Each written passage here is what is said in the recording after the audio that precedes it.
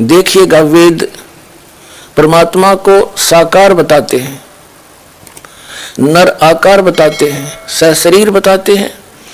उसका नाम कबीर देव है। कबीर, हम उसको कबीर साहब कहते हैं। महर्षि दयानंद जी और उनके अनुयायी नहीं मानते कि परमात्मा कहीं ऊपर किसी एक स्थान पर विराजमान है,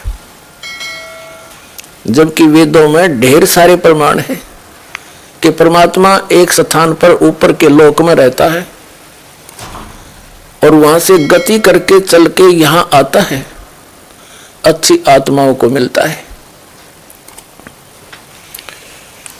अब आपके समक्ष इन्हीं आर्य समाज के प्रवर्तक महर्षि दयानंद सरस्वती जी द्वारा अनुवादित तथा उनके ही अनुयायी आचार्यों द्वारा अनुवादित वो वेद रूबरू करते हैं, जिनमें परमात्मा सशरीर नर आकार मनुष्य सदृश राजा के समान देखने में ऊपर के लोक में विराजमान है, वहां से गति करके यहां आता है और अच्छी आत्माओं को मिलता है। देखिएगा, ऋग्वेद ये 9 और 10 मंडल इकट्ठे ही अनुवादित हैं। हिंदी भाषा ये कौन है इन प्रकाशक और अनुवादक? सार्वदेशिक आर्य प्रतिनिधि सभा, महर्षि दयानंद भवन, रामलीला मैदान, नई दिल्ली। ये इनके फोन और फैक्स नंबर है।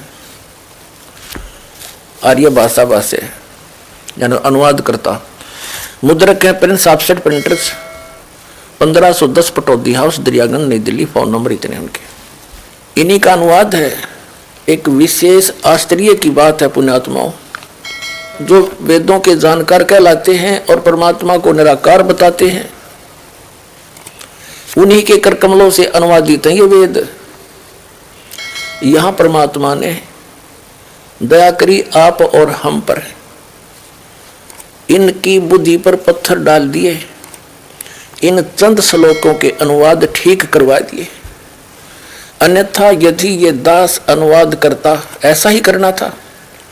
लेकिन ये कहते कि रामपाल को संस्कृत नहीं आती, उसने गुरुओं के पास बैठ कर जो ना वैदिक रीति से ग्रंथों को पढ़ा नहीं, यह भी समस्या हल करवा दी परमपिता ने आपके लिए।